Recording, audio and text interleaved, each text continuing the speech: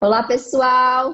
Para quem não me conhece, meu nome é Larissa e no vídeo de hoje eu tenho um convidado muito especial, uma honra ter o professor Carlos Alexandre Buenchi de Souza. Ele é pesquisador titular do INPE. Eu vou resumir aqui brevemente o currículo dele, porque é muito extenso e nós passaremos meia hora aqui só para falar de todas as qualificações do professor, né? Ele é graduado em Física pela Universidade Estadual do Rio de Janeiro, mestre e doutor em Astrofísica pelo Instituto Nacional de Pesquisas Espaciais, com estágio sanduíche na Universidade da Califórnia, em Santa Bárbara, e ele é investigador principal do projeto Bingo. Seja muito bem-vindo aqui ao canal, professor Carlos Alexandre, muito obrigada pela sua participação. Muito obrigado pelo convite, Larissa. Vai ser um prazer conversar sobre esse assunto que está aí ocupando as mídias, né? Essa semana só foi um assunto top aí nas mídias científicas. Então, o vídeo de hoje, para quem ainda não descobriu o enigma, é sobre a fosfina encontrada na atmosfera de Vênus.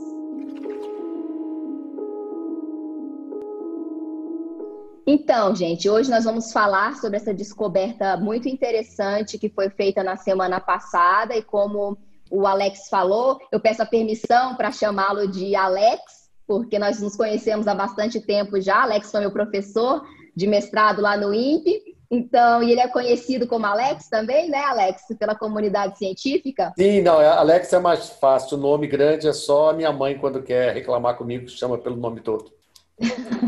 É isso. Então, a gente vai falar sobre essa descoberta que foi bastante interessante. Então, a gente vai começar aqui com essa figurinha ilustrativa só para falarmos um pouco de onde vem o nome, né? Vênus, o nome do planeta, que é o mais brilhante no céu, que ele é uma homenagem aí à deusa da beleza, Vênus, que é o equivalente à deusa romana, que é o equivalente grego de Afrodite. A gente já pode começar falando, explicando um pouquinho sobre Vênus a partir aí do próximo slide. Quer falar, Alex, um pouquinho sobre Vênus?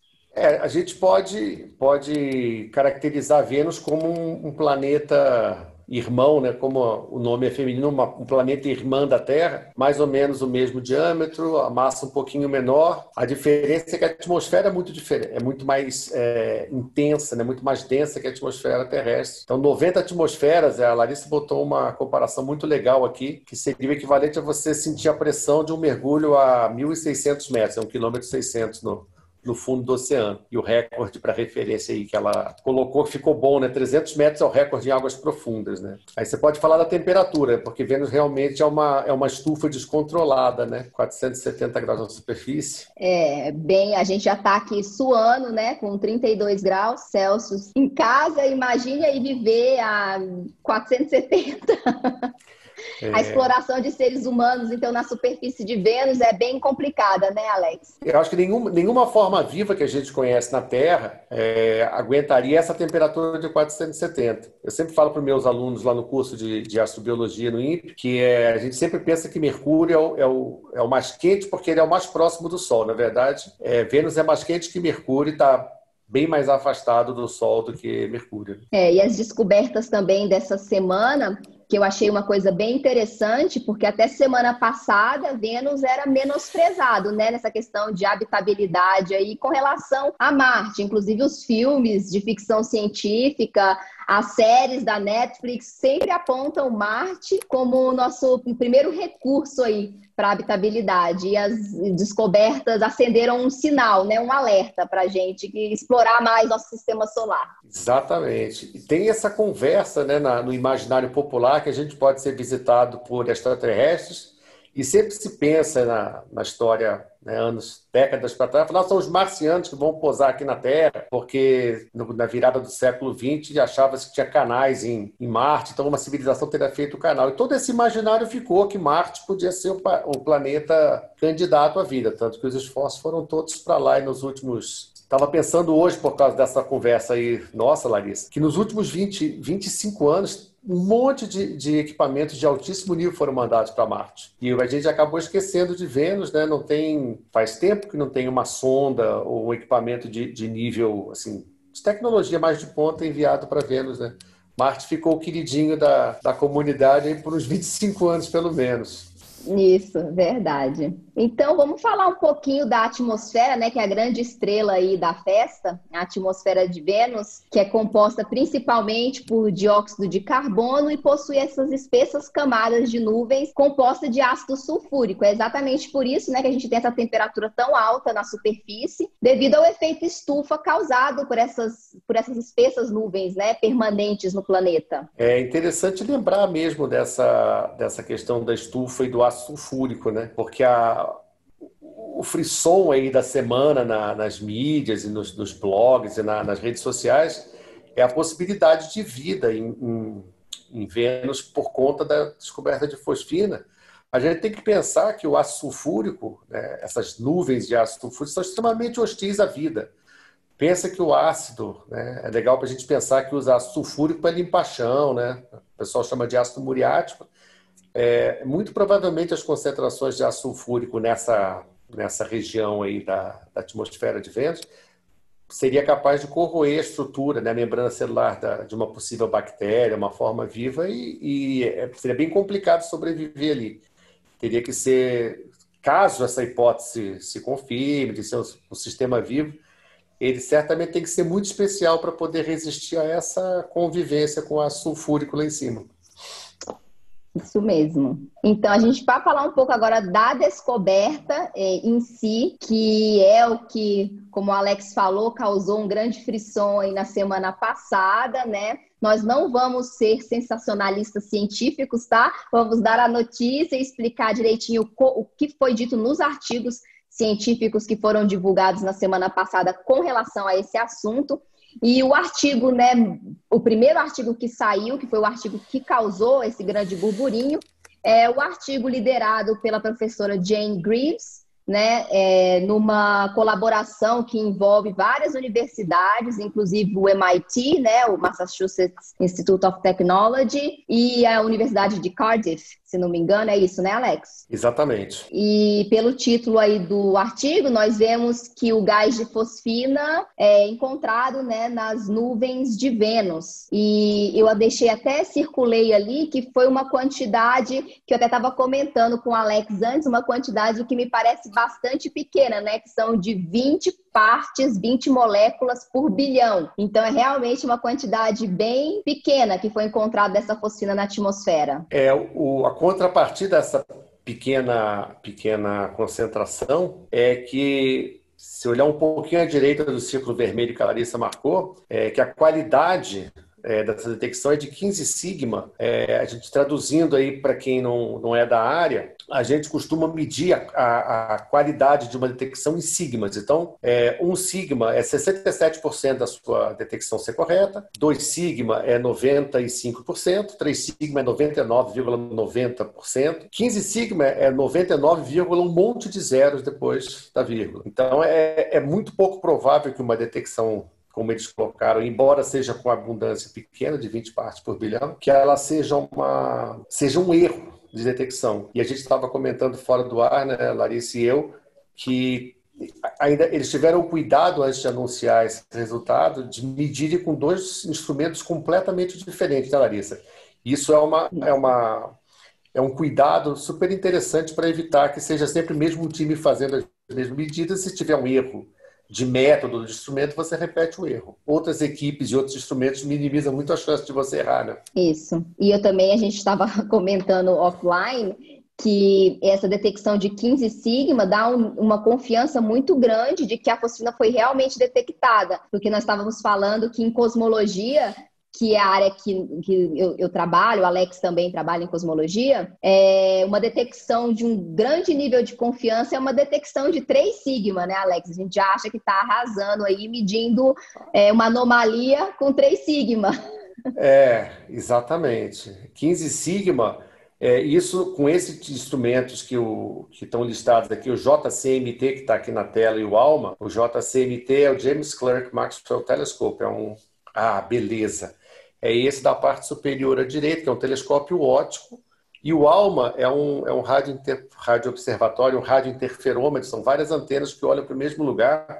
A minha filha foi visitar o Chile e passou de carro perto do Alma. Ela viu de cima, de um platô. Ela fala, pai, parece uma plantação de antenas. E, na verdade, de cima realmente parece, são 64 antenas. E eles têm, talvez seja o melhor radiotelescópio com a melhor qualidade de funcionamento hoje no mundo, junto com um telescópio que fica no Novo México, chamado VLA. Então, o ALMA no Hemisfério Sul é o melhor instrumento e a gente comentou esse cuidado de repetir a observação em Vênus com outro instrumento. O ALMA de baixo olha ondas de rádio, o James Clerk de cima olha luz visível, né? A luz que a gente enxerga com os olhos, e a gente procura assinaturas da mesma fosfina de maneiras diferentes. E elas apareceram nos dois telescópios com essa mesma qualidade que a Larissa mencionou aí atrás de 15 sigma. Interessante isso aí, né? Muito interessante. Importante mencionar também que o JCMT está localizado lá no Havaí, né? E o ALMA aqui pertinho no Chile. É isso aí. E a gente... só antes da gente continuar nessa parte do artigo do Baines, né? O James Clerk está no Havaí, então ele tem uma condição, ele está no topo de um vulcão extinto chamado Mauna Kea, está super alto, mais de 4.000 metros de altitude, cercado pelo Oceano Pacífico. O ALMA está no platô de Chajnantor, que fica no Chile, a 5.400 metros, também pouquíssima atmosfera. Então esses lugares são assim, muito privilegiados do ponto de vista de qualidade de local para fazer observação. Então tem pouca interferência, tem pouca presença humana em volta. Então, são os instrumentos assim, a gente fala top de linha, né? Para fazer esse tipo de observação. Interessante falar que o Alex, ele é nosso expert em instrumentação. Então, se ele está falando que o ALMA e o JCMT, né, são instrumentos de ponta mesmo, então a gente pode acreditar. Não, são top de linha aí nas áreas, são realmente top de linha. Isso. Então, agora a gente pode falar do que isso quer dizer, né? Encontrou-se a fosfina ali na atmosfera de Vênus. Então, muito tem se falado essa semana a respeito, e eu estava brincando anteriormente, desse sensacionalismo científico, e logo em seguida, eu acho que foram 2 dias depois, né? Saiu esse artigo aí explicando as possíveis origens da fosfina na atmosfera de Vênus. O título do artigo A fosfina em Vênus não pode ser explicada por processos convencionais. E a maioria dos autores desse artigo, eles são também os autores do primeiro artigo da descoberta. É uma colaboração bastante grande. E vamos falar um pouquinho de como essa fosfina pode ter sido gerada aí na atmosfera de Vênus. Eles dão algumas possibilidades, né, Alex? Sim. Esses comentários, né, que a Larissa colocou aí do lado esquerdo em cima, né, provavelmente por produção nas rochas, depois para subir para a atmosfera, é pouco provável, porque as reações químicas de oxidação elas quebrariam a fosfina, né, quebrariam os 3 hidrogênios que estão pendurados no fósforo da fosfina, e ela não sobreviveria nessa condição. Você veria hidrogênio e fósforo e não fosfina. A atividade vulcânica teria que ter muito mais vulcões em atividade em Vênus para poder repor essa quantidade de fosfina, né? E a síntese fotoquímica, que são reações químicas que acontecem na alta atmosfera, também não gera quantidade suficiente. Uma coisa que eu estava comentando ontem aqui em casa, porque essa conversa rolou, né, desde terça-feira, quando saiu o resultado. Segunda-feira, ela rolou em casa, a gente está conversando aqui, e eu tentei resumir o problema da seguinte maneira: 20 partes por bilhões é um número pequeno, como a gente falou mais cedo aí para o pessoal que está acompanhando a live. 20 partes por bilhões é um número pequeno. Mas se não houvesse uma reposição de fosfina, tem alguma coisa que mantém essas 20 partes por bilhão. Se não, por esses motivos que você colocou aqui à esquerda, Larissa, você não veria fosfina, ela seria desintegrada, seria degradada, reagiria quimicamente e viraria outra coisa. Se a gente consegue observar, sei lá, por 4 anos que estão rodando aí essas observações, provavelmente está muito mais tempo, né? Se 20 partes por bilhões é um resultado que é consistente, alguém ou alguma coisa, ou algum processo está garantindo que as 20 partes por bilhões continuam lá. Isso, para mim, foi o grande lance. Alguma coisa mantém essa concentração que, de outra maneira, não aconteceria. Isso, é verdade. Esse realmente é um resultado bem interessante. E, inclusive, eu vou aqui citar o que os autores escreveram no corpo do artigo, que eu achei bastante interessante, porque eles estão sendo bastante conservadores mesmo nas conclusões, nada do que vem sendo dito, né, na mídia, assim. Eles falaram que mesmo que a presença de fosfina seja confirmada na atmosfera de Vênus, precisamos identificar e descartar todas as outras possíveis fontes desse gás no planeta, para que ele indique a presença de vida. Então, eles realmente estão sendo conservadores, né? Ninguém até agora falou que a vida foi detectada em Vênus. Então, muita calma nessa hora. Exatamente. A associação com vida vem um pouco do que a gente conhece da Terra. É o aprendizado terrestre que a gente extrapola para fora da Terra, né? A fosfina na Terra está associada a processos biológicos de bactérias na ausência de oxigênio. Então, pode ser que o processo em Vênus seja uma coisa completamente diferente. Então, a gente vai associar com vida na Terra, mas em Vênus seja um outro processo geoquímico, atmosférico, que vai produzir a mesma quantidade, o mesmo elemento, mas com, né, com uma outra origem. Então, acho que a gente também conversou muito essa semana. A postura dos autores é super conservadora, e eu acho que tem que ser mesmo. Você tem que detectar, anunciar que você achou vida em outro lugar. Você tem que estar muito bem embasado nos resultados. Você não vai, senão como a gente fala, é um fiasco, né?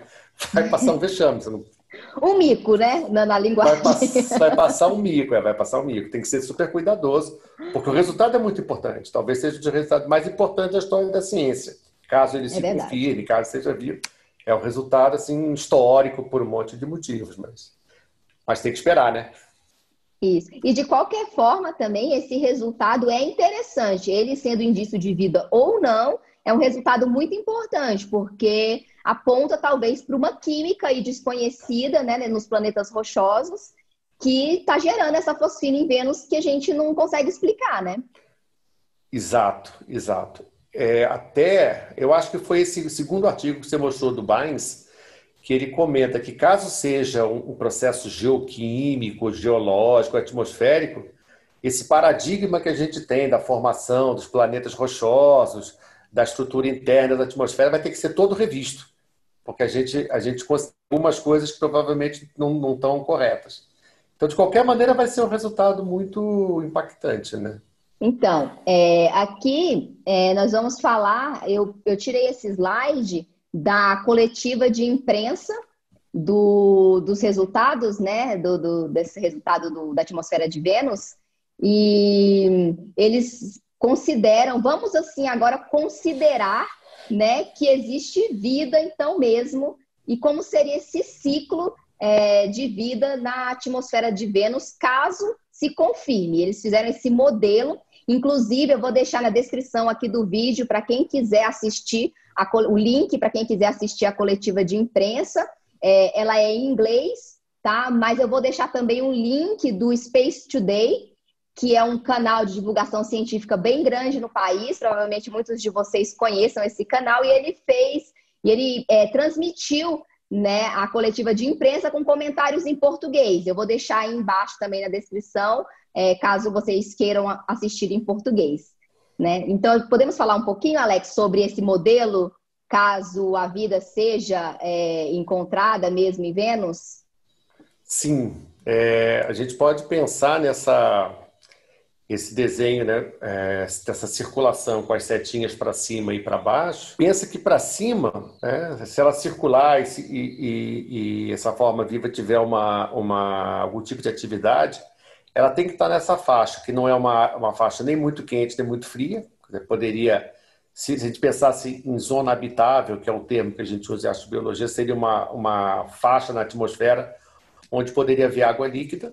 Para cima ela é muito fria, então provavelmente ela passa e tem pouca atividade. Para baixo, a gente tinha comentado antes, Larissa, que seria a parte muito mais quente, aonde essa estrutura viva dessecaria, ela ficaria dessecada e viraria um esporo. O esporo é uma estrutura, a gente pensa em bactérias na forma de esporo como formas vivas dormentes, elas ficam inertes, não interagem com nada e só voltam a se reproduzir, né? A gente fala reviver, mais ou menos, quando elas recebem calor, temperatura e nutrientes adequados.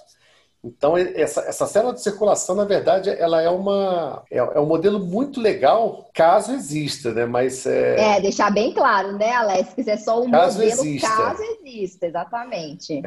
E o ciclo para cima, mais frio, onde você pode congelar e tirar a atividade biológica. E para baixo, muito quente, que você desseca e ela vira esporo, faz um certo sentido, que ela o ciclo só vai poder funcionar, um ciclo biológico, naquela faixa temperada, onde você tem ali uma temperatura confortável, até para os micro-organismos complicados que a gente conhece na Terra. Eles operam bastante bem nessa faixa de temperatura, entre perto de 0 graus e até 70, 80 graus. Até eu vou complementar exatamente com o que foi dito, né, na coletiva de imprensa, que eles consideram que, no caso, a vida, se estiver ali dentro desse modelo, né, ela vive dentro dessas gotas de ácido sulfúrico. A gente falou anteriormente que as nuvens são compostas de ácido sulfúrico em Vênus, e essas gotas não permanecem totalmente estáveis, né? Elas colidem entre si, como o Alex falou, ficam mais pesadas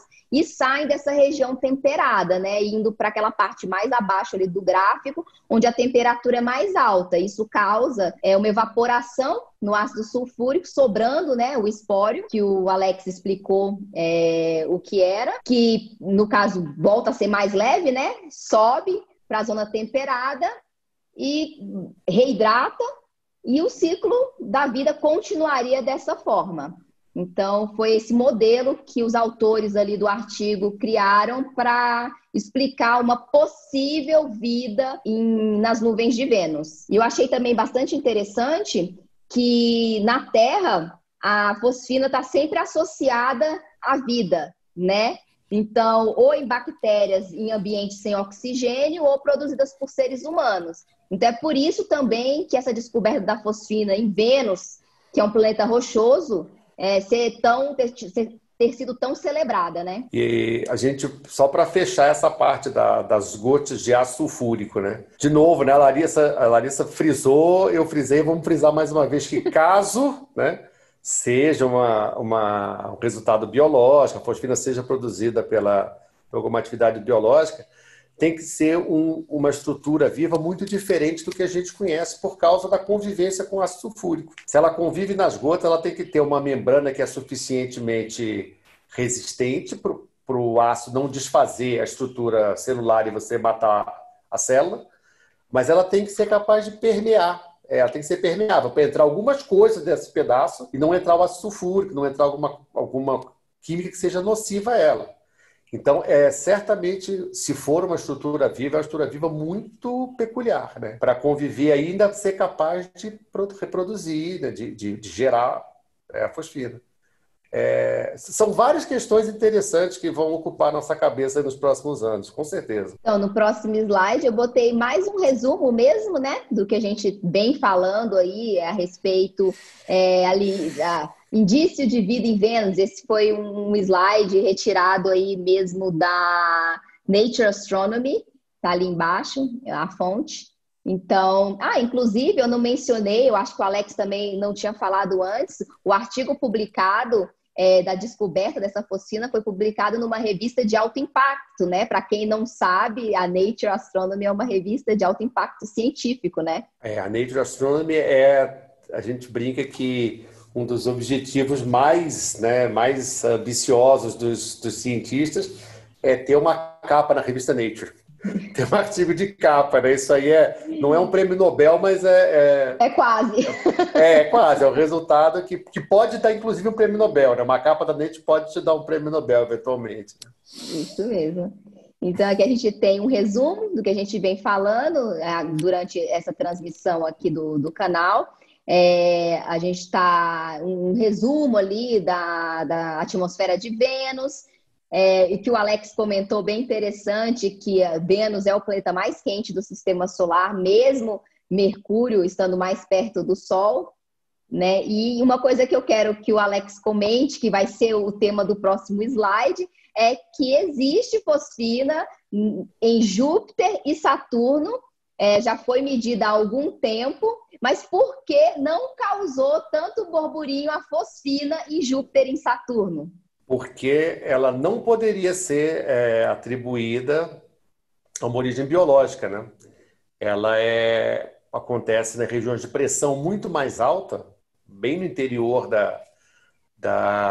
dos planetas. Júpiter e Saturno são planetas gasosos, e a pressão e a temperatura interna permite que reações possam gerar fosfina, e o processo de circulação, nessa circulação da estrutura de Vênus, funciona como um processo de convecção, que as regiões mais quentes sobem e as mais frias descem. Se você vê a fosfina na superfície produzida, na verdade, por reações de centenas a milhares de quilômetros para dentro da atmosfera de Júpiter e Saturno. Mas não há nenhuma referência à origem biológica. Daí não gerou esse impacto todo, né? Porque você podia explicar perfeitamente por um ciclo geoquímico, só químico interno. Não gerou esse frisson todo, né? Isso, e pelo que o Alex tinha passado para mim, também Júpiter, né, possui uma quantidade de 4,8 moléculas por milhão, né, na atmosfera de fosfina, e Saturno 15, quase 16 moléculas por milhão. Então, bem acima, né, uma produção bem maior de fosfina na atmosfera desses dois planetas, comparação com Vênus, que é por bilhão, né, moléculas por bilhão. A conta aí é quase 1000 vezes, né? Da ordem de 1000 vezes menos para Vênus. Mas como a gente falou, tem umas outras coisas que a gente tem que levar em conta, que são os diâmetros, o tamanho da superfície dos dois planetas e tudo. Mas é interessante a concentração, né, muito maior nos dois gigantes gasosos. Mas acho que o que chama atenção, o que não chamou atenção em Júpiter e Saturno, é o fato deles elas poderem ser perfeitamente explicáveis por um ciclo geoquímico, e não havia nenhuma surpresa, né, nessa concentração de 4 e de 15,9 partes por milhão. Ela era perfeitamente compatível com a atmosfera de Júpiter e Saturno, com o que se espera das reações químicas lá. E como houve visitas mais recentes a Júpiter e Saturno do que a Vênus, essas medidas puderam ser confirmadas, puderam ser aferidas de maneiras diferentes, com instrumentos que estavam sobrevoando Júpiter e Saturno. A sonda Cassini, né, que passou por perto de Júpiter e depois foi a Saturno, desceu a sonda Huygens na superfície do planeta Titã, ela certamente confirmou esses resultados e melhorou as medidas. Para Vênus, a gente precisaria ter uma missão semelhante a essa para confirmar e, eventualmente, descobrir a origem mesmo dessa produção de fosfina. Então, a pergunta que não quer calar, né, que a gente estava debatendo antes, mas por que agora? Porque essa ideia de haver vida, né, ou devagar sobre a ideia de haver vida nas nuvens de Vênus, já data aí da década de 1960. Então, agora que nós conseguimos fazer essas medidas, né, e mostrar que a fosfina realmente está na atmosfera, mas isso é uma ideia antiga já, né? Mais de 50 anos, né? E se a gente olhar os autores, é interessante ver quem é que está propondo essa ideia da vida das nuvens de Vênus. O Carl Sagan, que é um excelente cientista, divulgador científico e uma das pessoas que advoga, né, a possibilidade de vida fora da Terra. Ele era um cara muito cético, nunca acreditou nessas histórias de disco voador, de visitas e tudo, mas ele era uma pessoa que advogava que se a vida fosse de origem química, ela deveria estar espalhada pelo universo. E aqui, esse artigo também, né, na Nature, né, não coincidência, é uma revista de muito impacto mesmo, ele já coloca essencialmente a discussão que o artigo da Sarah Seeger colocou, né?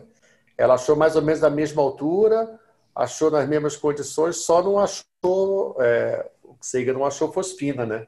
Mas ele coloca o cenário geral exatamente o cenário que ela encontrou. Então 50 nada anos é atrás. coincidência, né, Alex? Não vem, essas coisas nunca vêm por acaso, não cai no colo da gente do nada, né? Tem sempre muito trabalho por trás. Quando o resultado desse impacto sai, é raríssimo você achar assim e falar, caiu no meu colo. Quase É nunca é bem assim. difícil. Quase E nunca é que assim. bom que não é assim, né? Valoriza o trabalho duro ali dos, Com certeza. Na ciência você dos não faz. cientistas. A gente está nisso já faz algum tempo, né, Larissa? Você não Eu faz de não, uma eu tô hora há para pouco outra. tempo, sou muito jovem. Algum tempo. O suficiente para você poder conduzir essa entrevista com essa competência aí, né? Mas a gente sabe disso, né? Que não se faz mais sozinho, trancado numa sala ou num laboratório, só você. Não se faz sem trocar ideia, não se faz sem se expor à crítica, né? Esse artigo da Nature é um exemplo espetacular disso. Eles estão jogando uma hipótese super impactante, né? Ela não é polêmica, na verdade, porque os resultados estão muito bem embasados. Mas eles deixam aberta a origem. Em nenhum momento eles falam que é origem viva, eles falam que é uma possibilidade, mas a Larissa leu o texto do artigo. Eles só vão considerar que é vivo depois de descartarem todas as outras hipóteses. E você não descarta isso sem ter muito trabalho por trás, né? Com certeza. E o futuro, né? Esse artigo aqui eu procurei, eu achei ele de 2018 e talvez Vênus, né? Com certeza não era o centro das atenções na época. Então fala um pouco da pesquisa e exploração de Vênus para o futuro. Inclusive, eu não mencionei antes, mas é um tópico que eu acho interessante, a gente tem que falar. Inclusive agora que estamos falando de futuro, são de futuras medidas, né? Dessa fosfina na atmosfera de Vênus. Porque como o artigo foi dito no artigo, foi medido em somente uma banda de frequência, que é o 267 GHz, né? E na coletiva de imprensa, os autores mencionaram que seria muito interessante medir em outros comprimentos de onda, né? Inclusive no infravermelho. Então, o que você pode comentar sobre isso, Alex? Por que seria tão importante ter medidas assim em outros comprimentos de onda? A primeira consequência de medidas confirmadas de fosfina em outros comprimentos de onda é que você, de fato, garante que é a fosfina e não algum outro elemento que poderia ter um sinal parecido com o da fosfina. A faixa de infravermelho que eles mencionam, ela fica exatamente no meio do caminho entre a faixa de rádio e a faixa visível que os dois telescópios que a gente mencionou aqui mediram, né? O ALMA e o James Clerk Maxwell Telescope. O problema disso, a gente conversou um pouco fora do ar aí sobre essas medidas, é que quanto mais você avança do rádio para o infravermelho, eu não vou entrar na questão técnica dessa molécula, de como essa molécula emite esse sinal, porque é mais complicado, mas a chance de você ter sinais parecidos, né, de outras moléculas, e a gente confundir a fosfina com outros elementos é muito grande. Então, quanto mais você mede com cuidado e compara esses resultados com outros resultados em outras bandas, mais você tem a segurança que, de fato, o resultado é robusto, né? Vamos dizer assim. Isso mesmo. Então temos muitas coisas aí para o futuro, né? Medir em outros comprimentos de onda e uma exploração do planeta mesmo através de sondas, né? Eu tirei essa figura do próprio artigo que estava aí no slide anterior e eles mencionam as possíveis sondas que talvez poderiam ser enviadas para Vênus, né? Para medir ali, ó, para medir a atmosfera, né? Remotamente. Agora a curto prazo, né, que seria na década de 20 ainda, e mais para frente, na década de 30, chegar mesmo a explorar a superfície, mas aí nós temos que ter um avanço, né, talvez um avanço tecnológico aí para poder suportar as altas temperaturas e pressões na superfície de Vênus. A gente chegaria no estágio que nós estamos em Marte hoje. Uma exploração com um rover, sendo capaz de escavar o solo, de fazer medidas do espectro da atmosfera, da composição química da atmosfera. O lance assim, é que, do ponto de vista de estrutura planetária, são dois ambientes completamente diferentes. Marte, a atmosfera é residual, é muito mais frio do que a Terra e não existe o problema de corrosão intensa como você tem em Vênus. Vênus é mais quente, mais próximo, a radiação é mais alta e existe a pressão atmosférica, ela é 1,6 quilômetros, você teria que botar o equivalente a um submarino que mergulha no oceano a 1.600 metros de profundidade para aguentar a pressão. Então, você tem que transportar isso para Vênus, a distância é grande, é muita massa, é muito combustível, a logística é complicada. Então, não é uma coisa que a gente consiga fazer de hoje para o ano que vem. O planejamento dessas missões vão levar aí, tipicamente... Aqui está marcando 2020 mais, é extremamente otimista, cara. Eu botaria todo mundo para 2030 mais, daqui a 10 anos, porque você tem que desenvolver, tem que testar na Terra. Imagina que você vai botar um equipamento desse que vale alguns bilhões de dólares, alguns bilhões de euros, e chega lá, a atmosfera de Vênus faz assim, né? Isso, é verdade. Mas assim, eu acho que depois dessa descoberta aí da semana passada e desses novos resultados, talvez estejam dispostos as agências espaciais a colocar um financiamento a mais para a exploração de Vênus, né, Alex? Pois é, aí a gente talvez consiga gastar um dinheiro bem empregado para fazer medidas na superfície de Vênus, em vez de ficar medindo de longe. Isso. Então é isso, gente. Espero que vocês tenham gostado do vídeo que a gente trouxe aí para vocês hoje. Eu agradeço muito a presença do Alex aqui no canal. Eu sei que ele é muito ocupado e disponibilizou um tempinho para vir aqui conversar com a gente sobre essa descoberta. Muito obrigada, Alex, pela sua presença. Agradeço imensamente. Foi um prazer. A gente já tinha comentado de fazer alguma coisa no canal, né? Acho que o seu canal, da maneira como ele está sendo feito, é uma ferramenta que tem poucas. A gente encontra poucas em português, com qualidade, né? Você está fazendo um trabalho de muita qualidade. Obrigada, Alex. É muito importante ouvir isso. Acho que é muito legal. E você... eu acho que é importante que você continue, porque é esse tipo de material com qualidade, com respaldo, com apresentação de fatos e não... Né? A gente está colocando algumas opiniões aqui, mas os resultados que a gente está colocando são fatos, são embasados, são revisados por especialistas e tudo. E canais como esse fazem muita falta. Foi um maior prazer, já tinha te falado, seria um prazer fazer. E eu dou os parabéns pelo trabalho. Acho que tem que continuar mesmo. A gente precisa de coisa com essa qualidade, de programas ou de, enfim, lives, vídeos e com essa qualidade. E o Alex também, para quem não sabe, participa muito de programas de divulgação científica, também contribui muito para esse lado. Se vocês digitarem aí no YouTube, professor Carlos Alexandre, se quiserem um material de qualidade, tem muitas lives, né, Alex? Suas, muito conteúdo legal na internet também.